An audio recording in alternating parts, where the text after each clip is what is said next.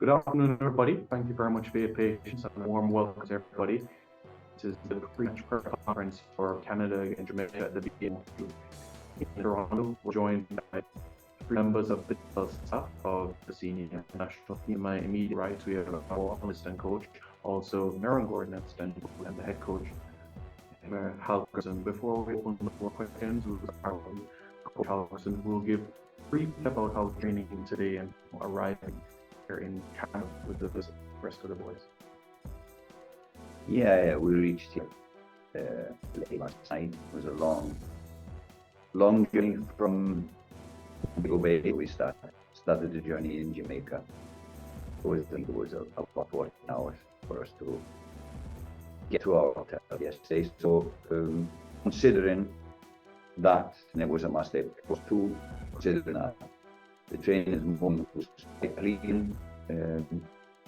Everybody learned and took part in training with good tempo. I heard there was a good atmosphere within the squad. So yeah, we were kind of pleasantly surprised with the attitude of players and how fresh we were after a long journey. So it went well. Okay. We'll use this opportunity now to open the floor questions. Please raise your hand and you may have your question to our technical assistant coaches, Wall and Gordon, our head coach, Halverson, so you may open and raise your hand. All right, let's start with Brian Crown. Good afternoon to you, sir. You may unmute. Good afternoon, Coach. Good afternoon, everyone. First and foremost, Coach, how's the family back home? How are your friends back home? I see that there's a bit of a troubling time back there. How's everything back home? Yeah, the situation is I think managed to well. There's no lives in danger, so they evacuated one village. They have a lot of stress there, but they evacuated their house and village, so hopefully it will be no harm to people. All right, that's good to. Go ahead. That's good to hear, and our prayers are with you and your family and your friends back home. Now to the football. The conditions play a significant role, especially when it comes down to the Canadian national team, and they use that to their advantage. How much do you factor conditions into your tactics when going up against opponents like these? Because a lot of your players, we know how CONCACAF is going from the humidity of Azteca to the freezing temperatures of Canada. Do you consider this when drafting game plan together, Coach? Yeah, we try to prepare for both, but we don't take players from the conditions. It's quality of the player in itself, and it's the character of the player in itself. If you've got a good character, you can play in whatever weather. But of course, we plan for this. If you saw a game in Kingston, it was a very slow tempo game because of the heat and humidity, and because we needed to stay a long time the day before in the dressing room, like 4 hours in the stadium, waiting for decision to play it. So the preparation and kick-off in the morning heat was kind of bound to be a slow tempo match. We know that this game, it's about 0 degrees here in Canada, and we know this game will be a high tempo. So we prepare for that, and we are preparing the player for that. It's going to be a high tempo match. And yeah, like I said in the introduction, we were quite surprised and happy how fresh and the players were this morning. So I think we are in a good moment. Thank you very much, Mando. We appreciate it. Let's go to Livingston Sauce from the Gleno. You may go ahead. Yes, Coach. Afternoon.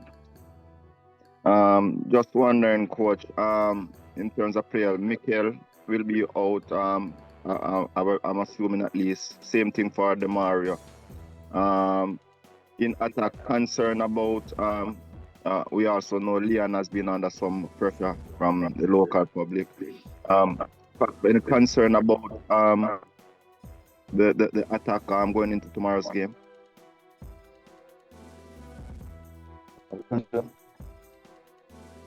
No, we're not concerned. No, we always expect of players to get the best. Sometimes I don't think any player want to have, but sometimes in the pressure of what to be good, sometimes end up bad. But yes, check it out. I heard the name and I'm not sure what you're talking about. But it is of Fuji, and the Mariah who came in, and we also have young Beck who came in. So yeah, we're quite comfortable with the squad going into tomorrow's game. Can I get an idea of how you plan to organize going forward offensively? Yeah, of course, we have our plans, how we want to attack them. I think we did on occasion well. We found good spaces against. I think that at least 3 really good goal scoring chances in Kingston, apart from goals scored. And this games are playoff games on such a high caliber and quality.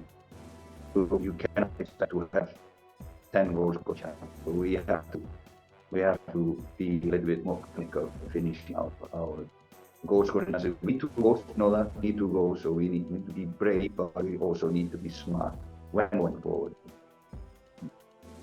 And consider all our dynamics, coach. You definitely think it is in our capacity to turn this around and get the result that we really want. No doubt in mind. No doubt at all in mind. Thank you very much, Livingston. They appreciate it. Let's now go on to Tyrone Davis. You may unmute.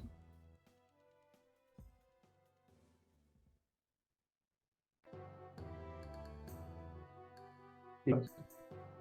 Are you there? We're going to have to move on to Wade. How you hear me? Go ahead, Tyrone. Yes, I was just saying good afternoon, coach. Good afternoon, Eric.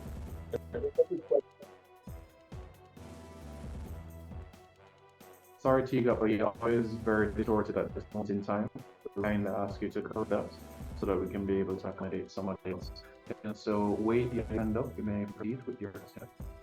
Hi, good day, coaches. Wade Brown from IRFM. Coach Charles, having created a number of chances in the first half, especially, it would have been, a punch to gut to concede so late. How pleased were you to see that we're creating chances, and how confident are you of getting the desired result tomorrow? No, I'm really confident the guys look sharp. We know we look better than we did last game, but considering everything, it's always going to be a strange game.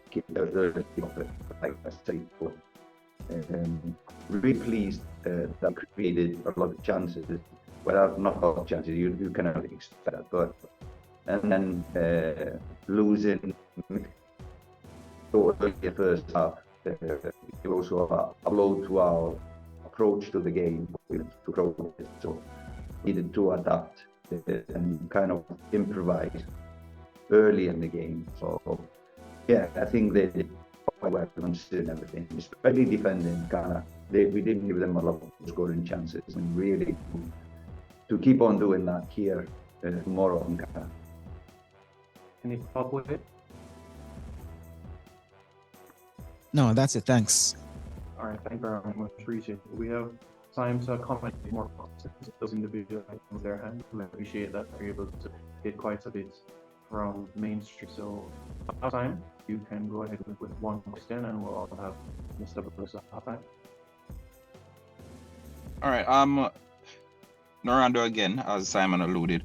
Meran, you mentioned young Deshane Beckford, and we've seen him in the USL. Different dynamic. We know that Demar Gray has joined up with the team. Can you talk us a bit more about what Deshane Beckford offers, different from what we have in the squad now, or what we saw against the Canadian team in the first leg? First of all, I think he came in the squad. Talk about think the coaching staff, like we stuff, and we just choose to include him in the squad. A different dynamic team is very quick, very nippy, and if you get a chance, people do well. But for now, we will talk about general things about the team and give not too much technical stuff about our team because we want to get the best result tomorrow. Thank you for Mr. Blake, and we all have Coach Wu with us here as well. If anyone would have a question as well, if you can unmute, proceed. Good afternoon, Coach, coaching staff, and the host. I have a question, Coach. They may have been asked before. I just joined, so forgive me if it has been asked before. The loss of Mikel Antonio.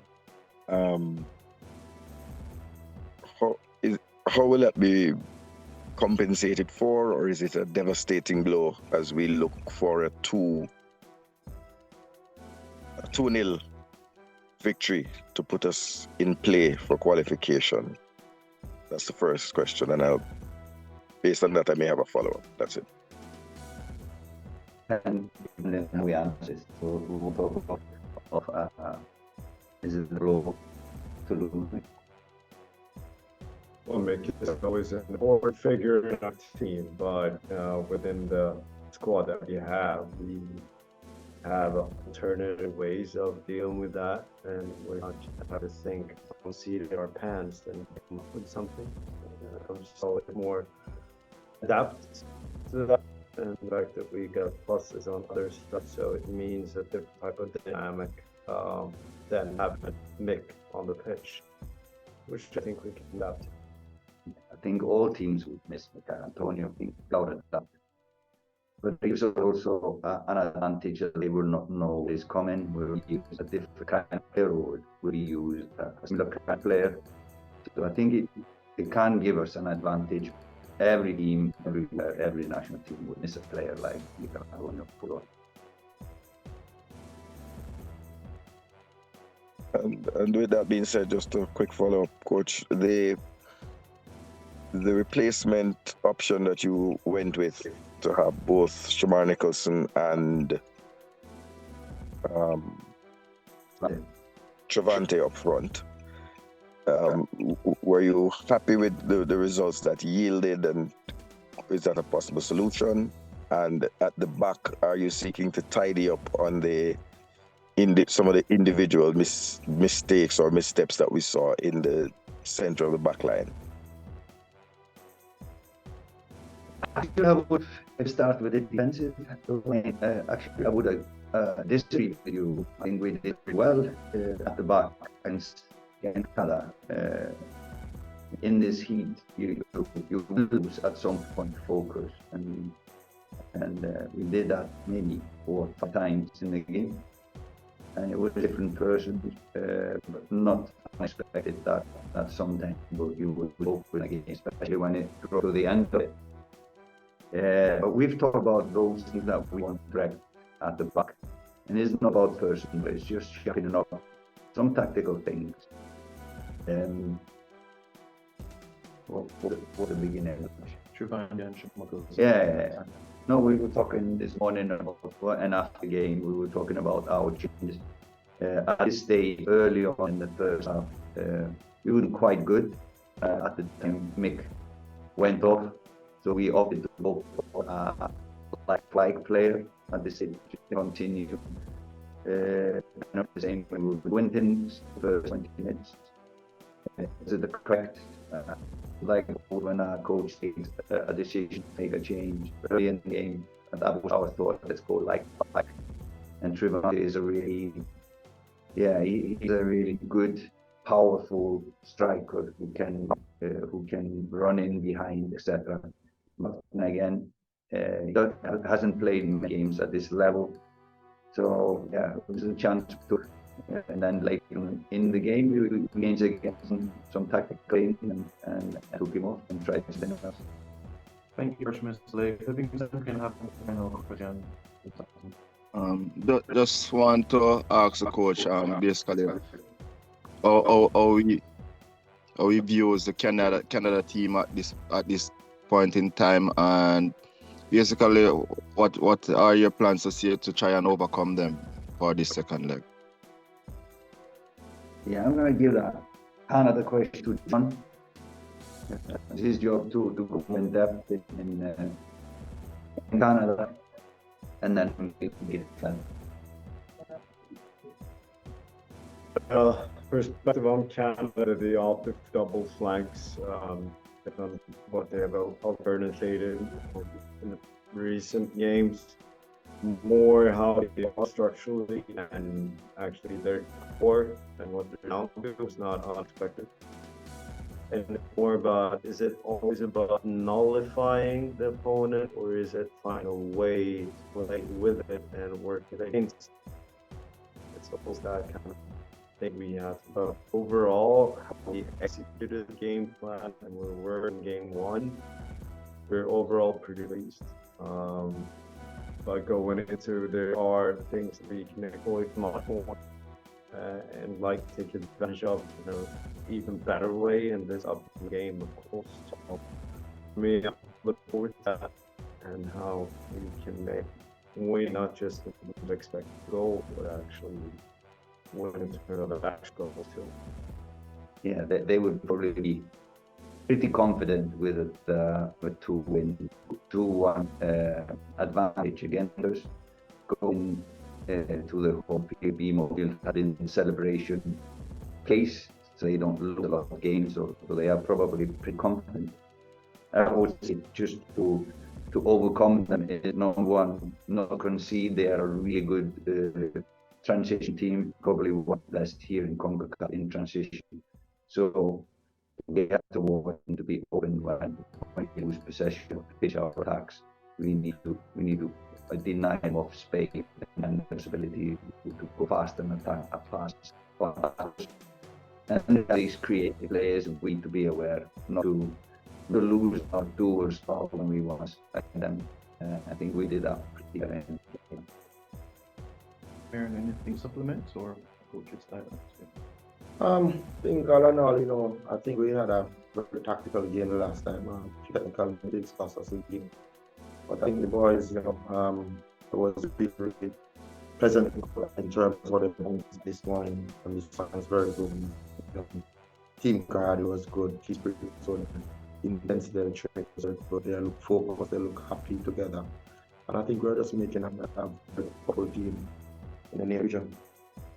Thank you very much. Yeah, I was just gonna ask that in American. As I mentioned earlier, Leon has been facing some pressure in the public space. How your team coping now and looking forward to the game? As a professional, and every player in high level in the world at some point will face pressure. And we don't really see that in training, we don't see that in meetings. I understand that it might be fighting so much back because that player really wants to go and do well for the country. But it's just, sometimes, it's just tough, toughest level. But Leon is good. I really can't understand the criticism he is getting. He's one of the highest profile players in Jamaica. He's coming for every match, doing his job for his country.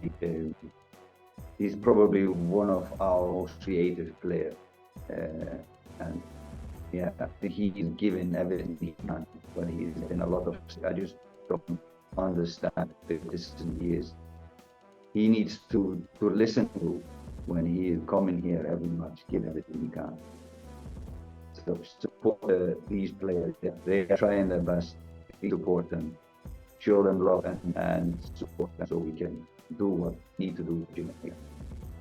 Thank you very much, Coach Wilgrimson, coaches Gordon and Wall. Thank you very much to the media for tuning in, and those that are coming to Canada will safe travels on your journey here. Kick off at 7:30, both Jamaica time and also Toronto time as well. And we look forward to seeing more from you all as well. Have a pleasant rest of the afternoon.